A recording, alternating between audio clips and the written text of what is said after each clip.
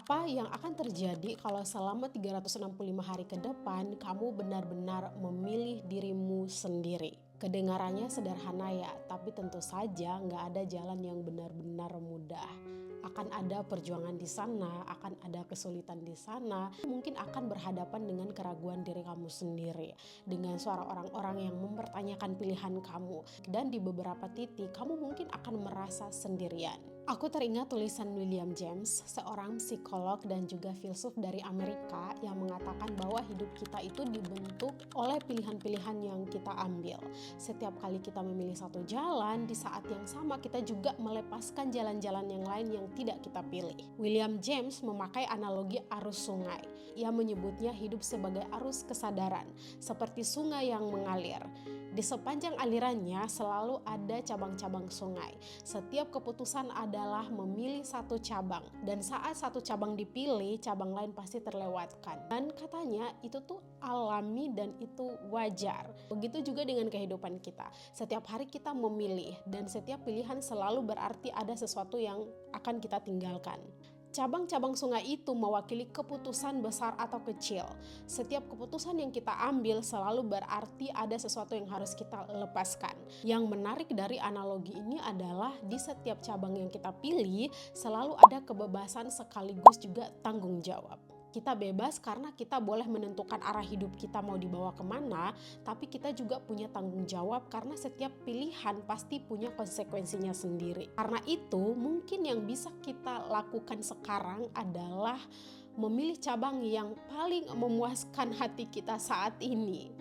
Dan jika suatu hari kita merasa kayaknya ini bukan jalan aku deh, akan selalu ada sungai lain, akan selalu ada cabang lain yang bisa kita pilih lagi. Tugas kita hanya terus berani untuk memilih. Di awal video tadi aku mengajukan pertanyaan, apa yang akan terjadi kalau selama 365 hari ke depan kamu benar-benar memilih dirimu sendiri? Apakah kamu langsung punya jawabannya atau kamu masih ragu karena terlalu banyak pilihan?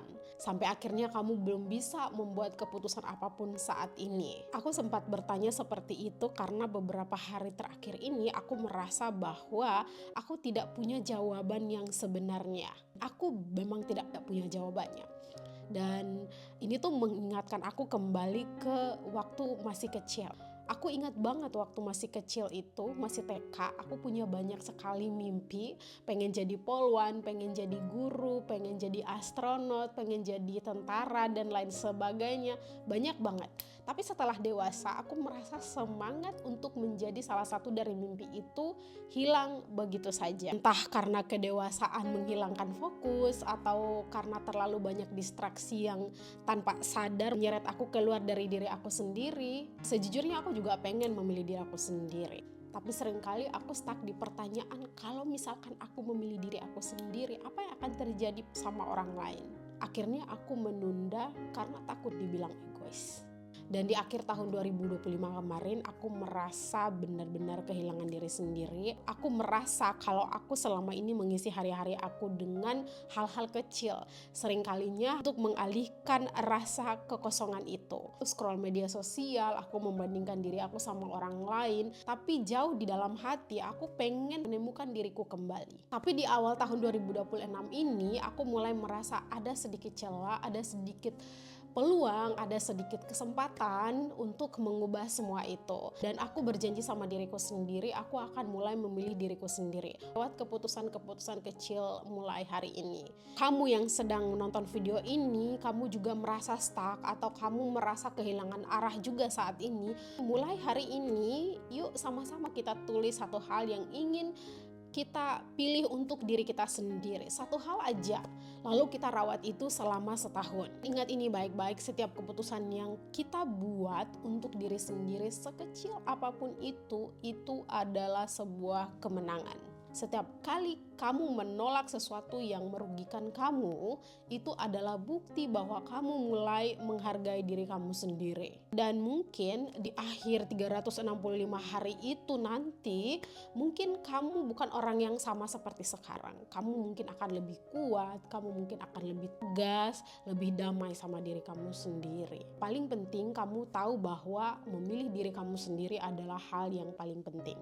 Itu adalah cara terbaik untuk benar-benar menikmati hidup.